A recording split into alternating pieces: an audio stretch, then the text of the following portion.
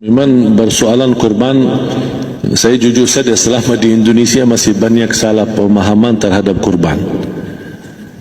Dan saya pernah berkata, memang Islam kita di Indonesia Islam keturunan. Ya, jadi asal tahu saja ya. Tapi dari segi belajaran, mohon maaf ya, kita terlalu jauh terhadap pemahaman. Yang saya maksud, kita melaksanakan sesuatu tapi kita sudah belajar, sudah tahu, bukan hanya asal saya dengar, saya lihat, saya bukan sebatas itu, tapi kita punya dasarnya. Dan ini kelemahan kita, di antaranya kurban. Saya pernah mendengar, bukan malah sering mendengar soal kurban dihitungkan beroran.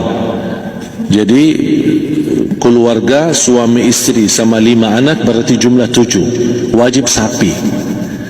Kalau kurang daripada itu, atau misal suami istri tidak mampu, boleh ini tahun kurban kambing atas nama suami, tahun depan atas nama istrinya. Ini hal keliru sebenarnya. Yang dihitungkan soal kurban beda sama akikah dan beda sama zakat fitrah. Zakat fitrah sama akikah terhitung beroran. Akikah laki-laki 2 kambing, perempuan 1. Kalau tidak mampu boleh.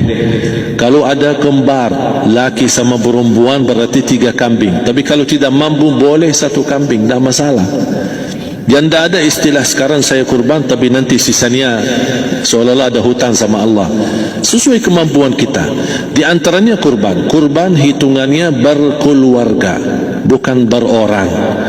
Buktinya Rasulullah SAW dan juga cerita Nabi Ibrahim. Ketika Nabi Ibrahim mau sembelih Nabi Ismail, Allah turunkan apa? Mengganti sembelihan Nabi Ismail dengan ekor kambing dari surga. Berapa ekor kambing? 1. Padahal Nabi Ibrahim punya istri 2 dan anak. Ada istri Siti Hajar dan Sarah. Kemudian anaknya Ismail dan Ishak. Berarti semuanya berapa? 5. Kenapa Allah tidak turunkan 5 ekor kambing? Karena hitungannya memang 1 keluarga. Yang kedua, Rasul sendiri sembelih 2 kambing. Pertama, Bismillah atas nama Muhammad dan keluarga Nabi Muhammad. Padahal kita tahu keluarga Nabi Muhammad SAW termasuk keluarga besar. 11 istri, belum lagi anaknya, laki-laki sama perempuan. Ada yang hidup maupun sudah mati. Sudah termasuk semua. Yang hidup maupun mati. Yang kedua, Rasul sembelihan yang kedua atas namaku dan umatku. Umatnya berapa miliar? Cuma 1 ekor kambing. Kenapa Rasulullah SAW berkurban atas nama dirinya dan umatnya? Saya mengambil salah satu di sini tanda sayangnya Rasul kepada umatnya. Jadi saya selalu berkata, orang miskin yang tidak mampu berkurban seharusnya bangga di hari kurban, karena Rasul sudah kurbankan duluan atas nama dia. Jadi terima kasih ya Rasulullah, ingatkan kita. Yang kita tidak mampu, Rasul sudah.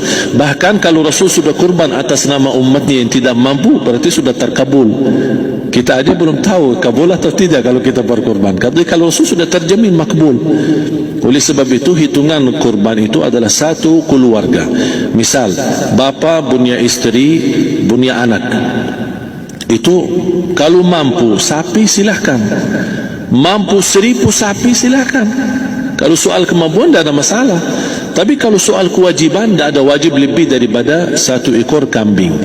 1 ekor kambing. Misal kalau bapa punya istri 4, misal cuman ini misal ya. Istrinya 4, setiap istri anaknya 10. Berarti jumlah berapa? Anak 40, istri 4, berarti 44, sama bapa 45. Wajib 1 ekor kambing saja, cukup untuk semua ini. Tapi kalau soal mampu, ya silahkan. Mau 1000 kambing boleh, mau 1000 sapi boleh. Tidak ada yang melarang kalau soal kemampuan. Dan kalau kita mau sembelih, Bismillah atas namaku dan keluarga. Tidak perlu bawa data-data nama keluarga. Jadi disebutkan tukang sembelihnya, dia capek menunggu sambil sebutkan nama-nama. Tak perlu. Udah Bismillah atas namaku dan keluarga. Termasuk kata atas namaku dan keluarga, termasuk orang tua yang sudah meninggal. Termasuk orang tua yang sudah, karena kita adalah hasil daripada orang